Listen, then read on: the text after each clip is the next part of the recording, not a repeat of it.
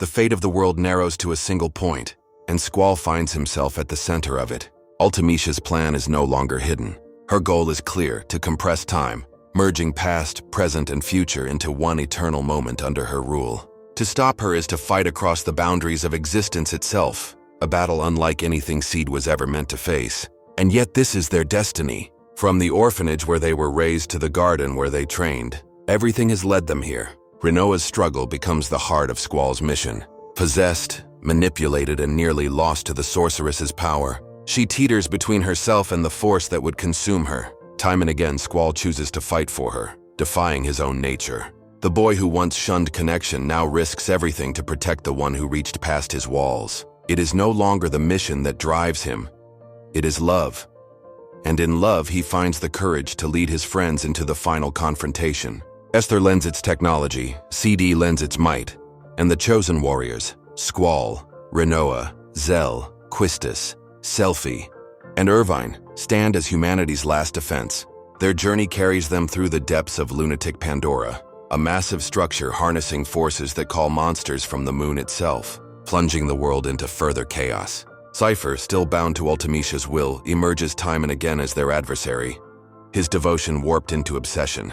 At last, the Seeds confront Idea, but the truth has shifted. She is no longer the enemy. Freed of Ultimecia's grip, she steps aside, guiding Squall to accept the burden she once bore. To reach Ultimecia, the heroes must face the collapse of time, plunging into a realm where past and future blur, where memories fragment, and where reality folds upon itself. The journey into time compression is unlike any battle before.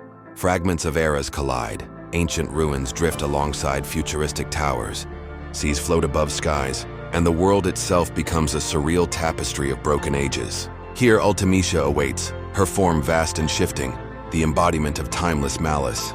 The battles are relentless, each form she assumes more powerful than the last, drawing upon all the hatred and fear of sorceresses throughout history. The Seeds fight as one. Squall's gunblade strikes with precision. Zell's fists shatter steel. Quistis commands deadly precision with her techniques. Selphie channels magic with unyielding faith. And Irvine's sharpshooting pierces through even the sorceress's defenses. And Rinoa, once the uncertain resistance fighter, now stands in her full strength, her bond with Squall unbreakable. Their unity defies the compression of time, for even as reality crumbles, their hearts remain steadfast. At the climax of the struggle, Squall confronts Ultimecia not only with his blade but with his will. For all her power, she is alone, consumed by the endless cycle of sorceress and knight, burdened by the hatred of generations.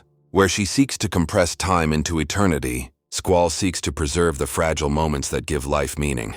His love for Rinoa, his bonds with his companions, and his acceptance of the pain of connection become his greatest weapon.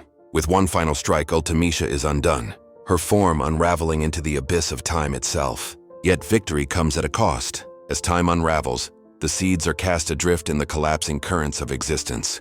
Each struggles to hold on to their identity, their memories, their place in the world. Squall, pulled deeper into the void, finds himself alone once more in a realm of endless nothing.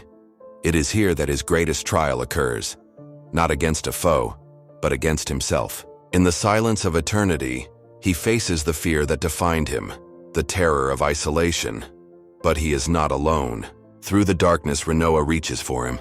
Her presence becomes his anchor, her light guiding him back from the abyss. The boy who once rejected bonds surrenders to them fully, choosing connection over solitude, love over fear. Hand in hand, they emerge from the void, returning to the world they fought to protect. Time flows once more. Gardens stand, nations rebuild, and the scars of war begin to heal. On a night lit by fireworks, Balaam Garden celebrates not with ceremony but with joy. Amid the laughter and music, Squall and Rinoa stand together on the balcony, the stars above them unmarred by compression or chaos. No words are needed. Their journey has remade them both, the mercenary who learned to feel and the dreamer who found her strength. Thus, the tale closes. What began with a scar and a duel between rivals ends with two souls bound together, not by fate, but by choice. CD endures not only as a weapon of war, but as proof that even in a world of uncertainty, bonds can defy time itself. And in Squall's quiet gaze, no longer cold, there is the promise of a future shaped not by fear, but by love. Please like and subscribe.